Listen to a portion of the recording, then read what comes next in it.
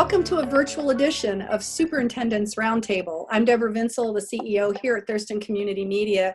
And as you can see, we're coming to you through a virtual platform that we've all become so accustomed to using. I'm so pleased that the superintendents from the 4 largest districts in the county were able to spend some time with us today, and I want to thank them for being here. Deborah Clemens from the North Thurston Public Schools, Patrick Murphy from the Olympia School District, Sean Dotson from Tumwater Schools, and Brian Horton from the Yelm Community Schools. So thank you all for joining us. To say that this is a unique time that we're living in is a gross understatement. Our schools have been closed since the 13th of March and will remain closed through the school year. And I know all of you are dealing with that reality and services to your students in the best ways that you can. So Deborah, I'm going to start with you.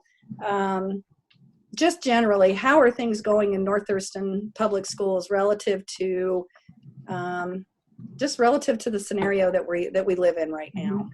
Well, I think we're doing quite well. The expectations and the work has shifted pretty much every day since the closure. The first expectation we had was to provide meals and to families, and the flexibility provided to our nutrition services department allowed us to get to the point of establishing 34 sites that were distributing meals. We distribute breakfast and lunch in the same day, and then we work with Homeless Backpacks and the Thurston County Food Bank to distribute additional resources for the weekend for families at each of those sites. So food service was the first expectation right out of the gate. The other thing that we got up and running right away was childcare for emergency responders and healthcare providers. So we partnered with organizations that have typically provided before and after school care in our schools. So the Together program, Boys and Girls Club, and we opened up registration opportunities for families who qualified to be able to be served on site following the social distancing guidelines. And that was true really for all of the school districts, that those two priorities were established immediately when we closed schools. We initially started to provide enhanced learning to resources. We created a Keep Learning website that parents could navigate based on a child's grade level, and it had resources easy to navigate because it was all by subject area, and we got that up and running very quickly as well. As a school district, we're also a business that has all of these operations that we needed to prepare for all of our employees to telework. And so that was also something that we got started immediately given the closure. So I think I'll just pause for a minute so my colleagues have an opportunity to weigh in, but those were the 3 things that we started right away. Okay, before we go on to someone else, could I ask you how many families is your food program serving every day? We just did a big bus parade.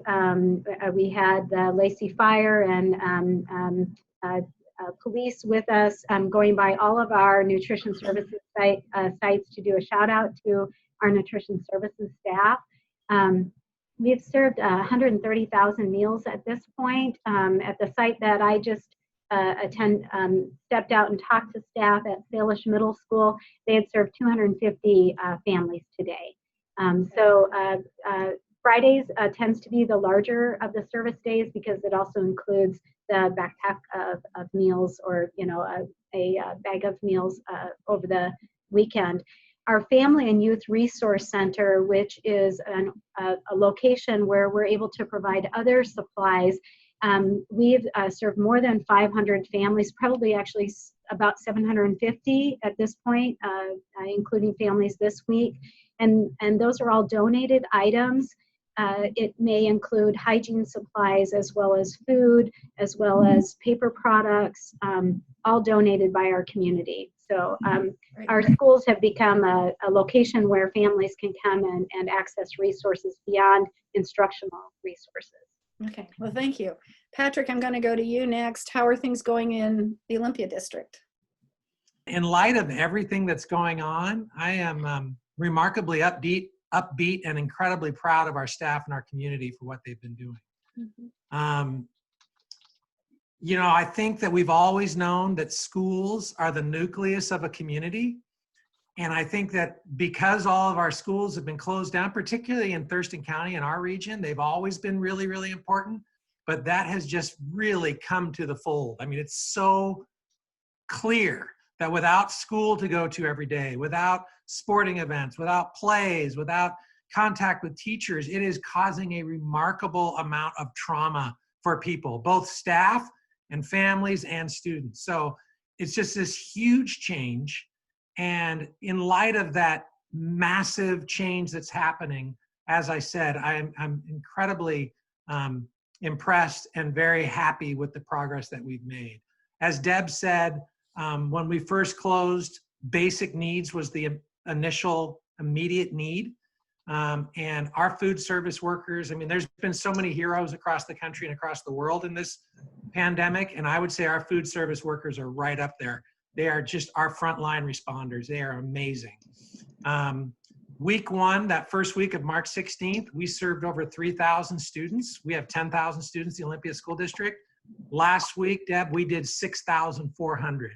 So I think that you'll see as the numbers go up, it mirrors some of the economic impact that the closures are having with families in the area. As Deb Clemens said, we have 2 meals a day, so breakfast and lunch. So we've served over 64,000 meals during that time.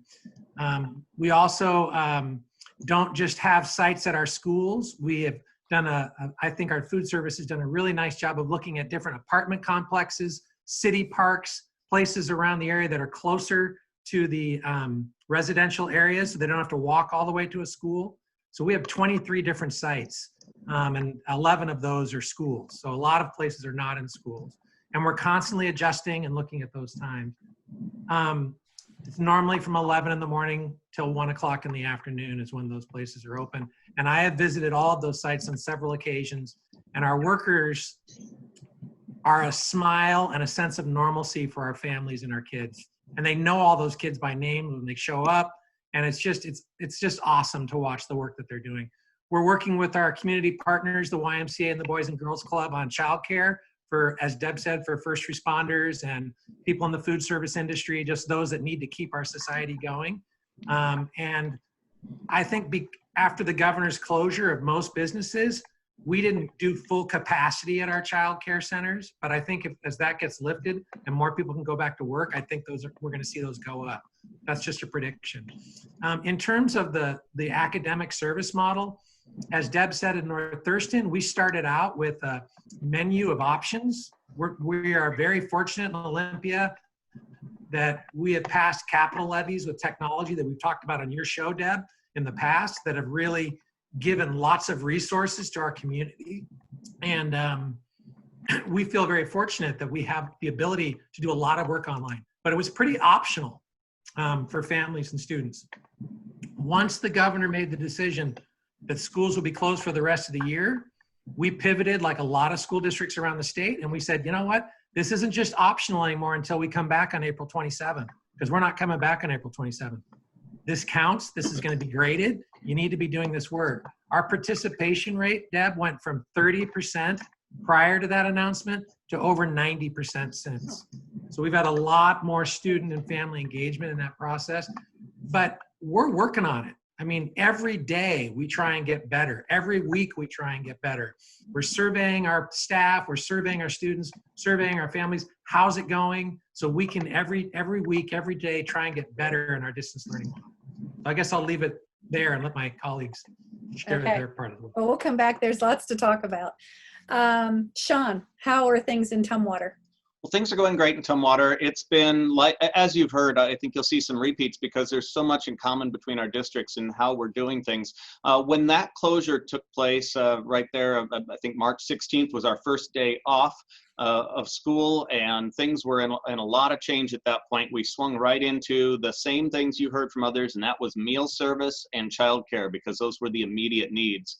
And by Tuesday the 17th, we actually had both of those started. We were serving meals to students. We had YMCA and Boys and Girls Clubs came to our support and worked on a process for having childcare for essential workers, for those who had an absolute need for childcare at that point. And we moved next steps. And so I know in March we served over 10,000 meals. We were right at about 1,000 meals a day. That's gone up. We're serving significantly more. I don't have our numbers yet for April, but I anticipate that that will continue to keep growing.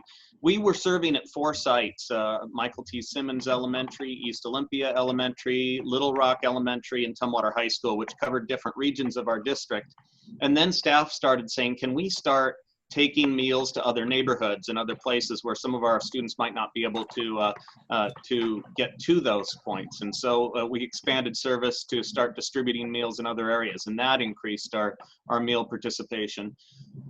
At the same time, we started talking about, like everyone else, how do we get technology in the hands of our staff and students? We have teachers who have a variety of access to technology. We're a district that spans 118 square miles and a lot of rural areas. Some areas that have access to Comcast internet or other broadband, CenturyLink, other connections, and then some areas of our district where even cell phone service is spotty. And so we had to start thinking about how do we get our kids connected, and we challenged our staff to make a confirmed connection with every student. And that's still a work in progress. Early on, it was slow going to try and make connections. We reached a lot of kids quickly. Some of them, those we could reach by email, and they said, yes, I'm connected. But we started distribution of technology, and we had staff in our buildings tearing apart Chromebook carts that we use in our classrooms to get the chargers out so that we could put computers in kids' hands. We started distributing. We started figuring out how to get people connected to internet, and fortunately some community partners have come forward and offered some great options there that have made that more affordable for families. But it's been this constant work to get more and more connected. As of yesterday, we had a confirmed connection with about 97.5% of our students. There's still about 150 students that we're making home visits. We're trying ways to just make sure we've got every student connected, and we're getting closer and closer.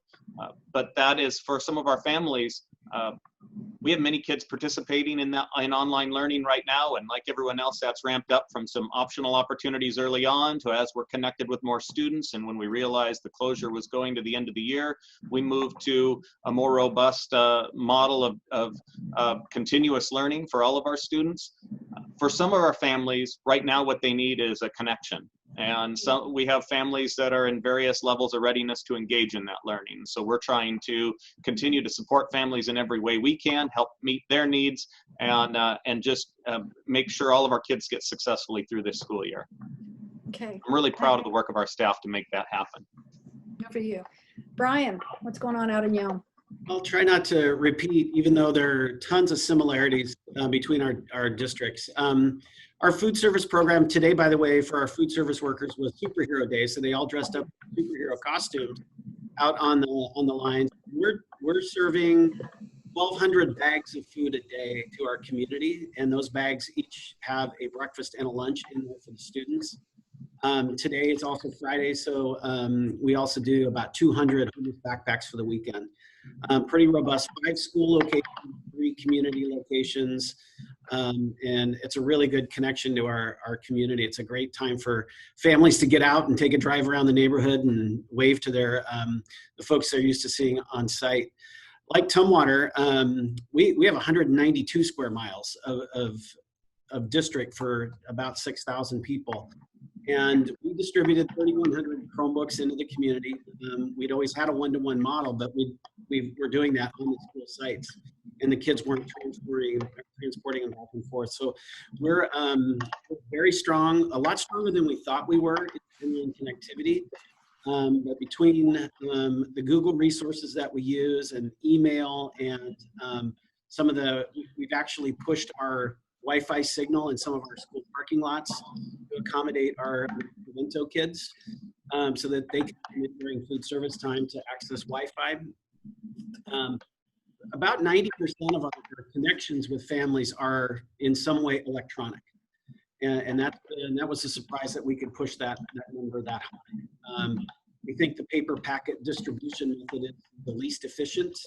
It takes a long time. The teachers aren't at school to come get those packets and grade them and get them back to kids. So it's a slow process. I think the number one thing that I remember from March 13th is that our employees came to us and said, we want to work. And we started early on getting ready for continuation of learning. We have an amazing case management model right now in our district for kids who are not connecting, that they're being called by our paraeducators and our office professionals and saying, what do you need? Deal with what they need and work towards the learning side of it. And we did that before spring break, reached 90% of our families, and we've just continued. So on any given day, like Olympia, like Patrick said, we're getting between 85 and 90% of our students engaged in learning. But there's so much more than that. It's the family with kids at 3 different levels, and their employment situation is not stable. We're doing a lot of learning with those families, but we're doing a lot of, we're here for you, what do you need? And finding people who can provide those needs. So couldn't be more proud of our employees and our community. The viewers may be interested in is the ESD put together a map of all of the food service sites. So as other superintendents have mentioned, we're not just serving at the school site, we're also serving at other locations. And any family can go to that map. We have it on our website, but I know it's also on the ESD's website. And families can look at it and just go to a nutrition service site that's closest to them, and they will be served food. Right. We'll put those links in the closing credits so we have those available. Great. So you've all talked about the food service program, and that is, such a huge need in our community during a regular school year. And now certainly, I think, Patrick, your observation that the need for that is going to go up as unemployment claims continue to go up. They're probably going to track. So I'm wondering if there have been some rumors floating around that you've heard about anything that you would like to dispel at this point in time. Anything that's like floated by you going, no, that's not the way it's, anything? It's fine. If there's none out there, that's great. So let's talk a little bit about, what's been, aside from in-class learning, but the other things that have been either just canceled or postponed or lost to students, the experiences that students often have at school this time of year, things like CISPUS for the 5th graders. And of course, we've got prom and graduation for seniors and those type of things. How or what, if any, plans are being made around those activities that just may not happen this school year? Is there anything being planned to help, offset that hurt a little bit? Mm-hmm. Patrick, I'll start with you. Funny, I've said this before, that when people are at graduation ceremonies and we have speakers that are speaking and they're talking about their time spent over the last 13 years in the system, you rarely hear them say, I'm just so proud of my level 4 on my Smarter Balance assessment.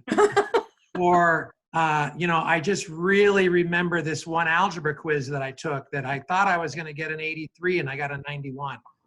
They talk about things like CISPUS. They talk about things like the wrestling tournament where they thought the kid was going to pin them and they didn't get pinned, and by not getting pinned, the team won the prize. Or the day that the play was going to happen and the lead got sick and I was the stand-in and I had to come and do it. There's so many of these huge events that happen at school that are not academic, that aren't happening, that are having a huge impact. But if you will allow me, Deb, I want to talk one more time about the learning, because that is what we are about. We are a learning institutions, we're academic institutions, and we all talked about our learning plans, and we're having more people get involved. and we're proud of the work that our folks have been doing.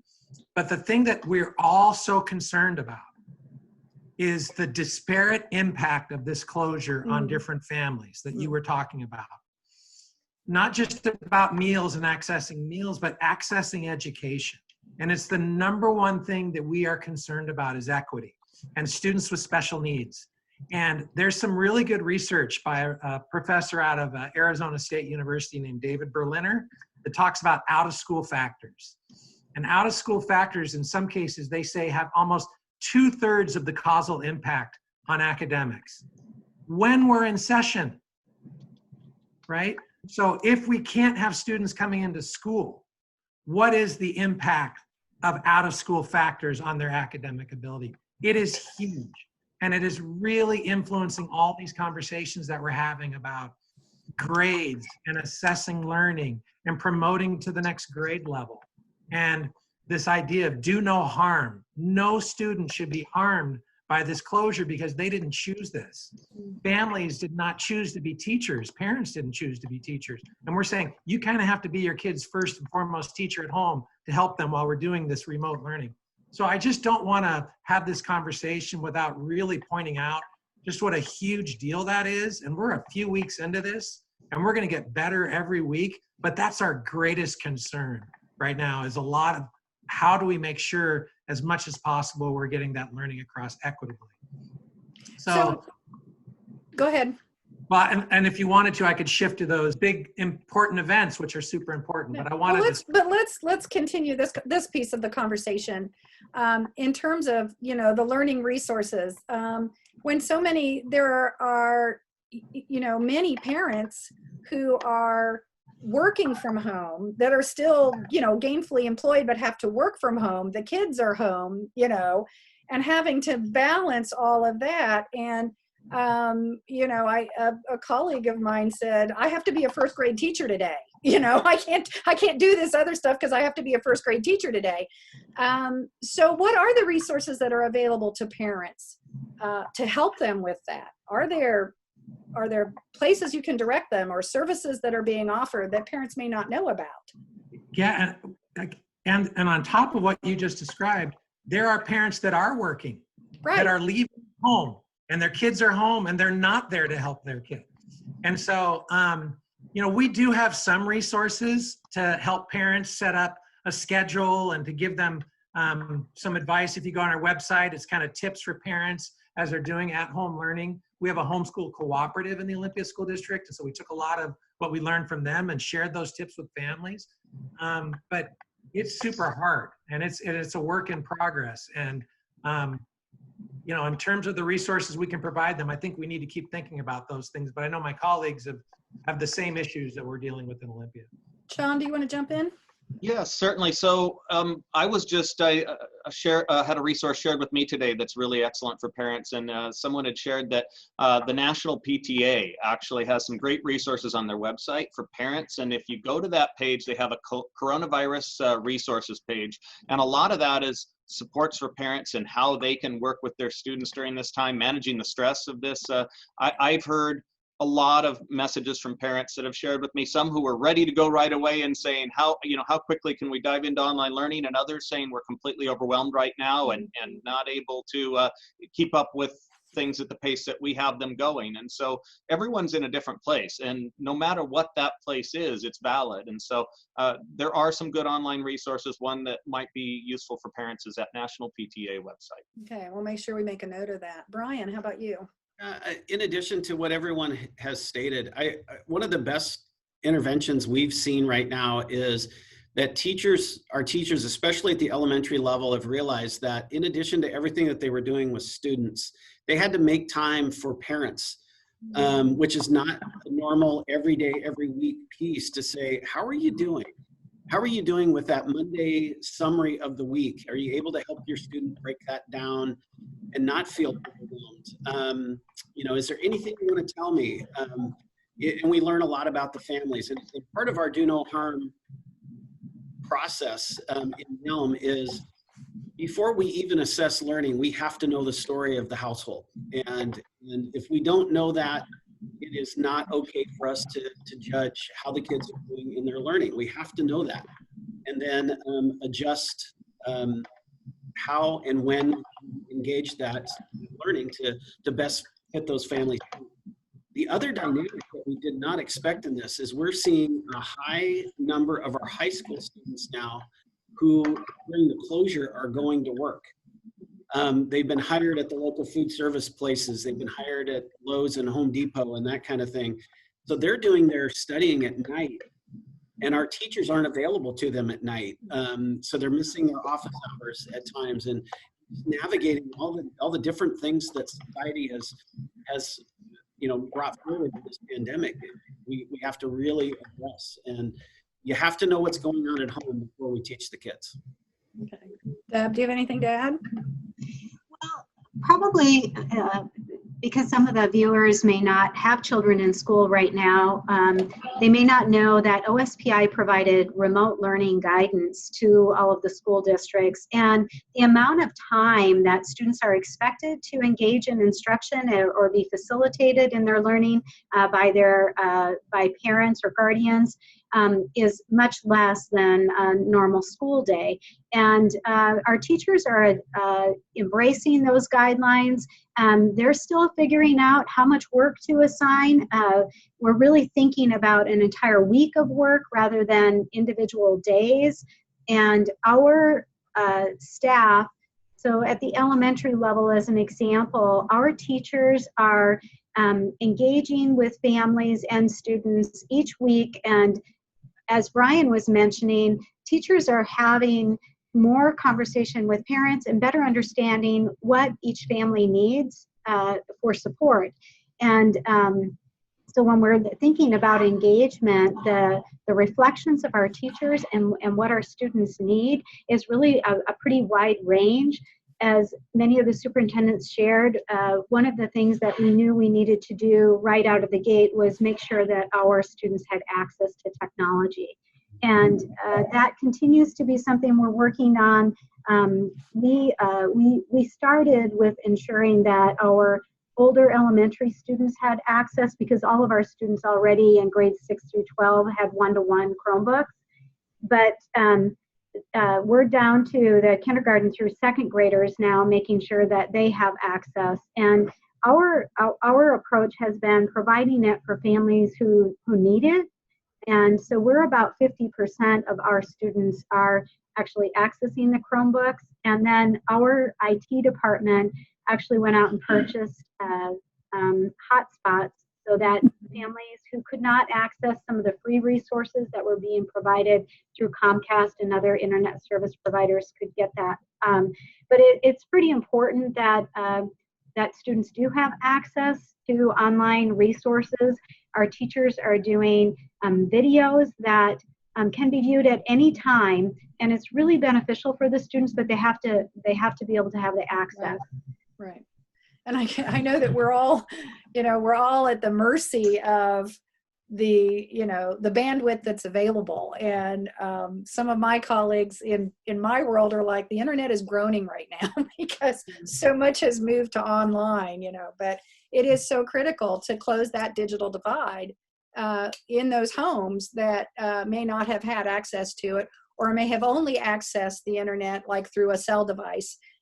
So many people we know use their cell phones as their primary internet connection, and that's just not a good tool to use for a learning situation. So applause to all of you for trying to make that, do close that digital divide piece, which is something other people have been working on for a long, long time. So Deb, I would say, Deb, I would just add also that for our staff, there's a huge amount of professional learning here that's going on as well. Yeah. Last week we had, just for an example, we had Google Classroom trainings going on in our district from beginner to advanced. 169 of our teachers in a Google Classroom beginner class, 184 in an intermediate, 124 in an advanced. They're clear across the spectrum of knowledge in those areas too. They're eager to learn and they're participating in that learning. And I think that's part of why we'll see that everywhere, that we'll keep getting better at this as we learn how to use those technologies in new ways to support our students.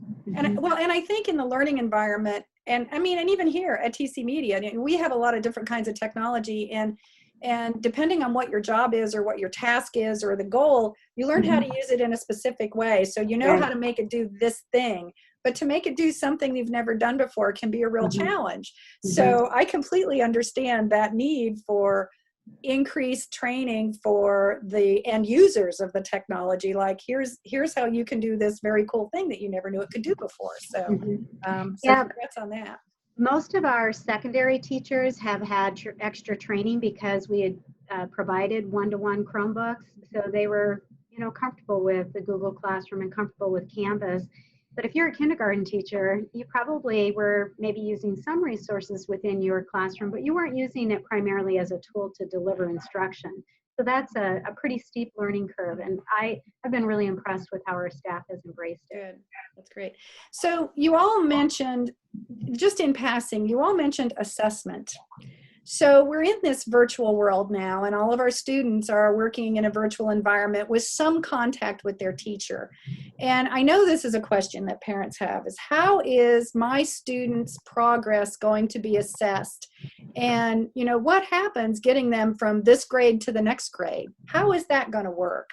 Sean, I'm going to start with you on this one. Sure. So OSPI has provided guidance on this that sets some parameters for how we assess students through this process. And really their focus, Brian mentioned it earlier, is do no harm. We know that students, because of the variety of access, because of the challenges that we've talked about before in technology access, and even just because some students learn better than others in this online environment, we have to be really thoughtful about the assessment part of things. And with our elementary students and middle school students, what we're really taking is an approach that we're going to engage them in learning activities, but we're really not going to look at this as much of a grading situation as helping them keep learning, develop their skills, and then move them forward. And when we have them back, if there's any gaps to fill for students who weren't able to access as much as others in this situation, we will have a plan to remediate that and get them back on track, make sure everyone moves forward in an equitable way. At the high school level is where it really becomes tricky, because they have transcripts, and those transcripts determine scholarships in college and career access in a number of different ways. So OSPI recently, just last week, put out some guidance to states. What they said about do no harm is we're not giving kids failing grades this year. We're not using pass or no credit options. So we have this range of options to use where we can give kids letter grades, or we can give them an incomplete in situations where they just really couldn't participate in a meaningful manner. So we're working with our team right now on a process to develop that grading scale. Just the other night, I shared with our school board that team has landed on, we'll be using an A, B, C, or incomplete process. And they're going to be this week looking at what that grading scale is, because it may not be a traditional 90, 80, 70. We may need to modify that in order to account for the unusual situation we're in. And what does it mean to provide a student an incomplete? How do we make sure they can make that up later? So those are the questions that we're continuing to resolve. But what we are telling everyone is give students grace right now. Give them support, give them grace, and give them the benefit of the doubt. And let's work through this in a way that helps our students keep learning. And the grading part, we'll make the very best of this to make sure students aren't harmed by what we decide. Right. I know I've also seen just, in the news, some colleges and universities being, aware of, juniors who are going to start applying and the impact that it will have on cumulative grade points, that kind of stuff. And they're being a little more accepting of a different style of assessment, like the ACTs and the SATs are not being held. So how does a student accomplish that requirement for application to a college or university? So anyway, Brian, did you want to add anything to this? Yeah, there's been a lot of Herculean efforts that have taken place since March 13th, but one of them that gets overlooked all the time is that our teachers had to, in a very, very short period of time, say, we have a reduced time frame with kids. We have to rescope the rest of the year and drop down and say, what's the most important things that kids have to show mastery for, and how do we get that done by June? And normally it takes years to develop really strong scopes and sequences for classes and for grade levels. Our teachers had to readjust that in all of our districts in about 3 days. Yeah. And they did amazing work doing that. So we're teaching the most important things for kids who are not seniors. It is the most important thing that they have to show, demonstrate mastery of to comfortably move them to that next grade level. Until we do that, we can't even talk about assessment of learning to determine what those interventions will be down the road. Mm-hmm. And so we're talking very heavily right now about what does summer school look like for kids with season complete? What does the first couple of weeks of traditional school, if we're back to that in September, look like? And then for our seniors, really, how do we show the highest level of integrity towards the transcript and credits to say we got the most important things in Algebra 2 taught and assessed as we're sending them off to whatever their next educational destination is. So those are really Herculean things, and then to transform it into an online format, that's a big lift that our staff has done. Yeah, well, congratulations, Deborah. Patrick, do you want to add to this? There's one other piece that was in the OSPI guidance that was part of that whole mantra of do no harm, which is most of us are on semester schedules at the high school. And so the semesters ended somewhere around the end of January. Right. And so our last day of school was March 13th. And so OSPI said whatever students' grades were as of March 17th, they can't go down from there. And I think that's a really important thing. So they should be able to improve upon that grade, but they shouldn't go backwards from wherever they are. So there's some safeguards built in to make sure that we're taking into account all the students and families' different circumstances, and to, you know, err on the side of the student and make sure that they get the best possible outcome. Okay. Deborah, did you have anything to add? I would add that our students who are enrolled in college and the high school courses are, you know, Brian's point about very clear standards. So, you know, what do they need to spend their time on for those students, as well as students enrolled in AP classes? That's been pared back to the most essential concepts that they need to be able to master. I would also mention that assessment looks different right now. Students are taking pictures of projects and emailing it to their teachers. You know, that traditional way of having students complete some paperwork and having teachers go through and mark it up and turn it back to them. It just looks very different right now how students are receiving feedback on their learning. So all of you use the term later, you know, at some point in your conversations. And I think we can all agree that nobody knows what later looks like. You know, summer school, you know, at this point, everything is such a question mark. So what are the contingencies? I guess that's the question. I'm going to start with you, Brian. What are the contingencies? If worst case scenario, we need to continue in this pattern? We are planning for every contingency of, I don't have any vision that September will look like a normal September. That doesn't mean anything other than I don't see everything that we've always done in September happening. All the way up through, do we need to continue in a distance learning format for a time until a vaccine is introduced or till the data shows that we're through the pandemic, but and everything in between. It will test our creativity. It will force us to look at budgets differently. How do we, even though we're all experiencing high levels of connectivity with our students, how do we improve that? There are areas in Yelm that it doesn't matter if we have hotspots or whatever. There's no internet there. There's nothing to boost.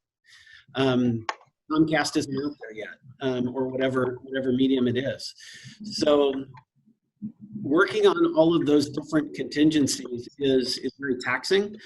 At the same time, we have to say, what are the safety precautions? So stocking our health rooms is very different right now. What will kids getting on a bus look like with 60 or 70 other kids, or can we even? Those are all questions we're going to have to really engage in, and I think everything in between those extremes is on the table. Deborah, anything from your side? Contingencies in North Thurston?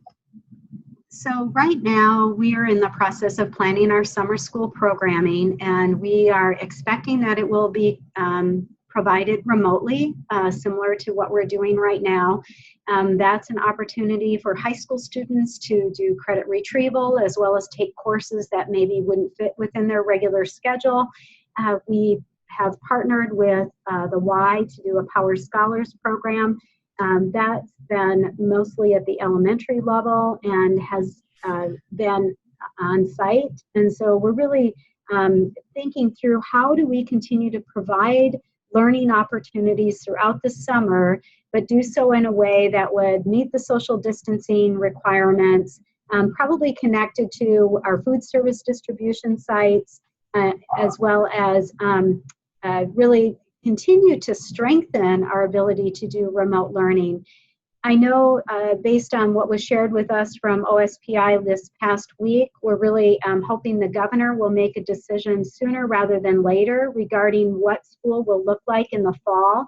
If you look nationally, there are lots of different models out there. As Brian mentioned, there's complexity with any particular model, and so once we know what the expectation will be, we will definitely get to work and plan for how we can meet that expectation for our students and our families. Mm-hmm. Yeah, I know. I saw an interview this morning on one of the news programs, and they were talking about just schools in general, and the conversation was around reopening the economy and reopening businesses. And which it's a chicken and an egg conversation, which comes first. If you open the schools and the kids go back to school, then that frees up mom and dad to go back to their jobs. But if the schools aren't open, it's a circular kind of argument.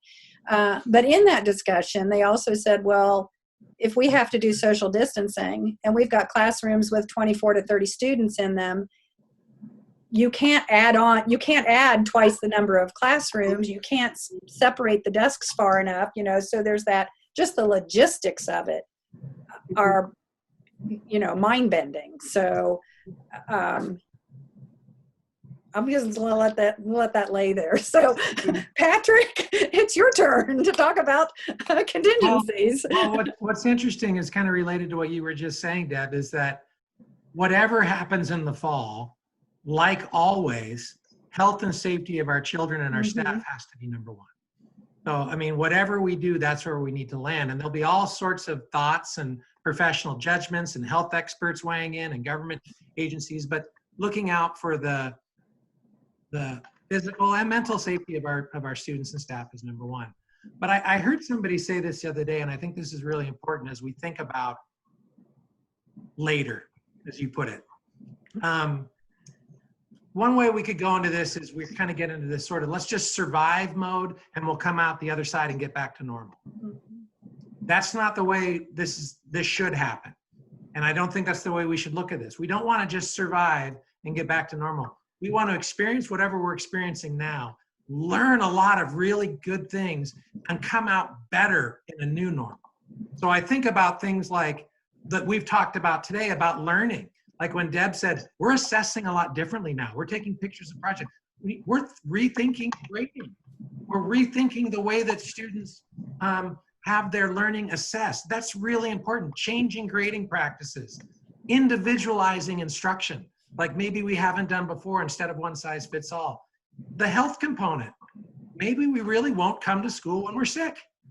We've done that for a long, long time. Hygiene, sanitizing, all of these things that we're going to come out of this hopefully better with a new normal that's actually going to make our system healthier and hopefully better for all students in terms of learning. And what that's going to look like, I'm not sure, but as Brian and Deb and others have said, we have to contingency plan for all of these things while we're waiting for guidance. One thing that OSPI said on a Zoom call that we were all on was, I really love your creative thinking, superintendents and district leaders. Think creatively, but please don't make any announcements and commit that you're going to do this or that in the fall. Because if you do that and some ruling or guidance comes out later that says you need to do this, you're going to disappoint a lot of people and frustrate people. So it's a tough world for us to live in, this in between, where we can't definitively say these things, but we have to contingency plan for all sorts of different possibilities. But I agree with Brian, it will not look the same. Right. Sean, I'm going to let you wrap this piece of the conversation up about contingencies in Tumwater.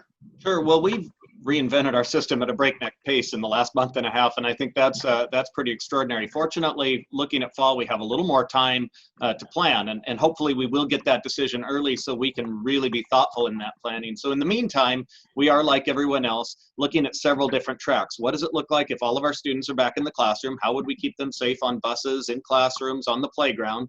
What if we are in a fully remote model and we have to prepare for what if it's something in between? How many students can you have in a classroom while providing for social distancing, and how would you schedule if you could only have that many in at a time? So we're discussing those ideas and thinking about preparations and saying, all right, what can we do now to make sure whatever that model is, we're ready for it at the beginning of the year, and what are the early preparations we have to make right now. But maybe the more immediate contingency we're working on at this moment, and we spoke a little about events earlier, is graduation. We just finished a thought exchange with our community, just a process for them to give us feedback on graduation. And what we heard from everyone is they so deeply want to have an in-person traditional ceremony to honor our students, that is such an important rite of passage.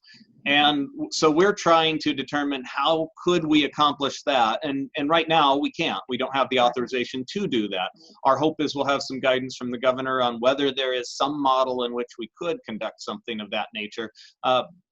Or is it something that can be delayed? Because right now we're looking at the unknowns just through June and into July and asking, will there be the opportunity for some form of a group to come together? What's the maximum size of that group that could come together? So we're contingency planning for a ceremony that we want to hold here in a month and a half. We'll then, summer school, like others have said, we're planning that will probably be remote learning.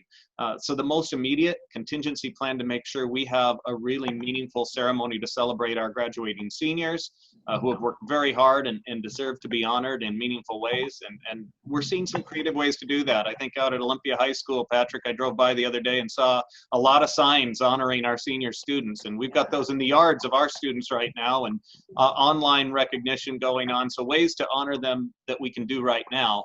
And then we'll keep getting creative. And what's beautiful is our teachers are doing unique things they've never done before. I watched a video of one of our teachers the other day.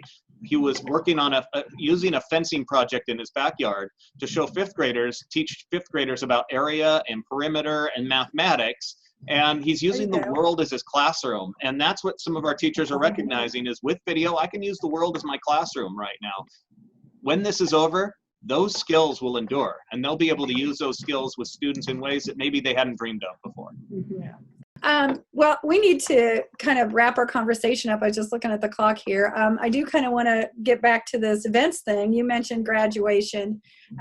This is, one of my favorite times. I love graduations. I love high school graduations and college graduations. We know locally that St. Martin's University has moved their graduation to September because they would have graduated this coming weekend, first weekend in May. So Brian, what are the plans in Yelm relative to graduation? And the other thing too, while we're having this conversation, I know that like fifth graders go to CISPAS. CISPAS isn't happening. And there are some kind of rites of passage at certain points in your academic career.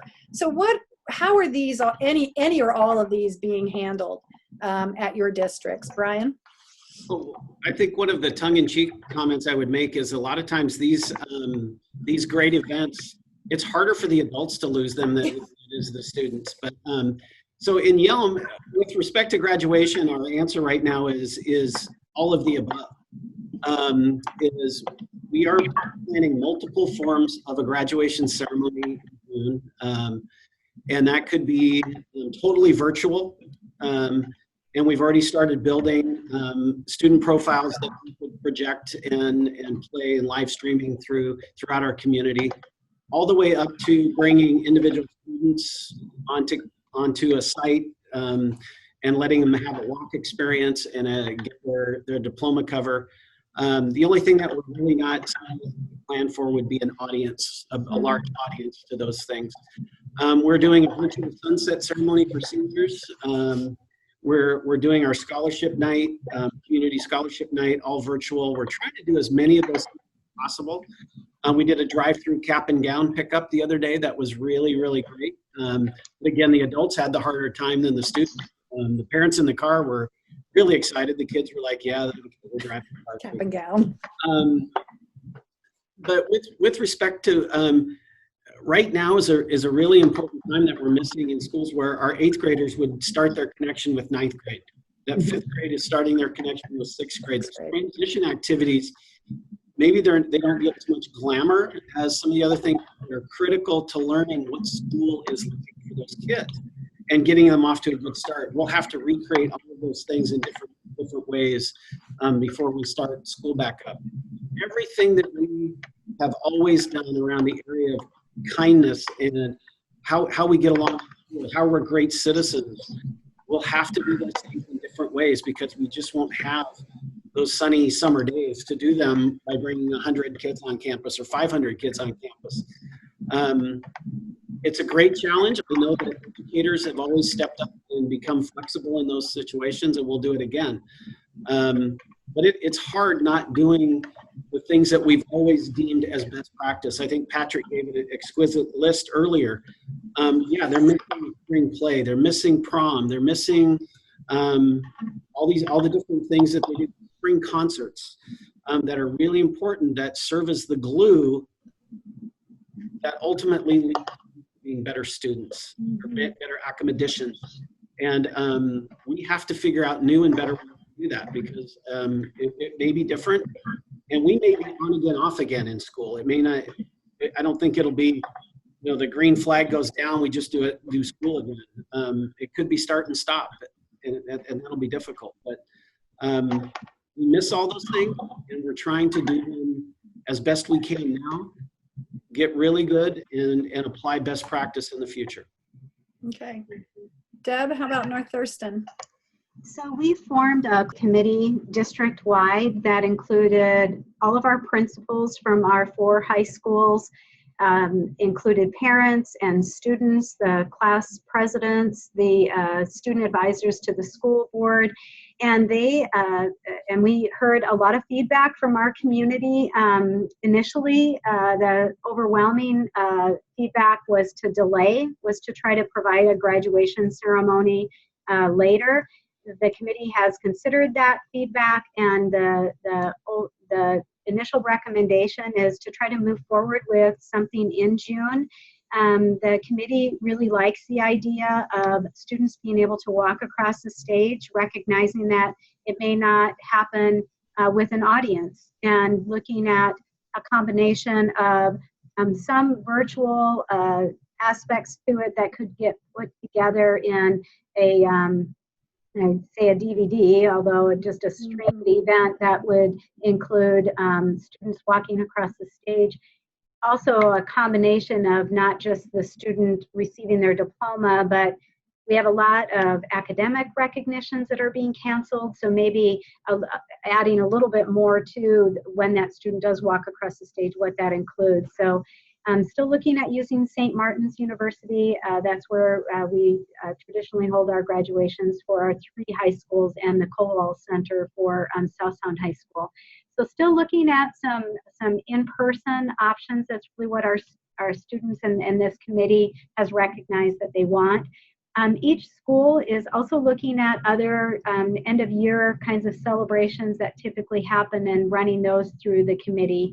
And I think to Brian's point, like all of those other promotions, those are all being worked out at the building level. So making sure that our 5th graders going to middle school have that transition support that we've been able to provide in previous years, and our 8th graders moving on to high school, that's a really scary adjustment for 8th graders, making sure that we provide support. It's going to look different, but we're still committed to creating really positive, lasting memories for our students. Okay. Patrick, last but not I least. think a lot of what's already been said, Deb. Getting groups of people together, talking about different possibilities for graduation. I think, like the other superintendents have shared, the preference in our community would be some sort of in-person. Just virtual is just not what people want based on the, like Sean put it, it's just one of those milestones that we have a vision of, and doing it with virtual fireworks is really not what I want to see on a computer screen. So we're looking for ways that we can do something with our graduates. But as others have said, there's a lot of other things that are happening at the end of this school year that are important too. You know, recently the ESD just announced the winners of the regional art program. And so at one of our board meetings, we were going through all the pieces of art, a virtual board meeting, put it on our screen and announcing the student, the piece of art, you know, congratulating them for that award. Recently, the State Board of Education just came out with their schools of distinction. 7 schools in the Olympia School District are being recognized. At our May 11th board meeting, we're bringing all those principals, staff into a virtual meeting. We're going to celebrate those schools. We have staff that are retiring at the end of this year, 30 and 40 years of education. Normally, we would bring them in and do a big ice cream social, and everybody would celebrate them. We have to celebrate those individuals for dedicating their professional lives to kids. We're looking at ways to do that virtually if we can't do it in person. So it goes back to, I think, what I said at the beginning, is that we've always known our schools are this nucleus to the entire community. And when we're not allowed to go to them or to go to our facilities to do these things that we normally celebrate, it's really taxing our ability to think through how to do these things differently. But I'm so impressed with this entire region and the creativity that's going into these things that, like a lot of us have said, I think we're going to come out the other side of this with more tools in our tool chest moving forward. I mean, I had a funny idea the other day, Deb. We should never have another snow day in Thurston County, right? If we can switch to a virtual learning model, and we won't ever have to talk to you about snow days again, because the next day, all our kids will have their Chromebooks, and we'll do that. We'll do things better moving forward. It's like, we're not going to be in school, but you're going to be at home learning. So good point. Good point. Well, I'm going to call it a day on this conversation. I really do appreciate you taking time to join us today in our virtual environment at the virtual roundtable. And I wish you all the very best getting to the other side of this. To the parents of preschool children, read with your children 20 minutes a day. It's one of the best things you can do to prepare them for their learning. If you're the parent of a school-age child, get involved, and we know you are now. Thank you for your support for your students. To the class of 2020, what can we say? It's been a rough year, and we wish you the very, very best as you move forward. We will get through this. You will look back on this in years and go, man, my senior year in high school was really different. We appreciate that you're working hard, and we congratulate you and your parents for managing this very unique situation that we find ourselves in. All of us here at Thurston Community Media wish you the very best in your life journey. For all of us here at the Roundtable, virtual or otherwise, I'm Deborah Vinsel. Thank you for joining us.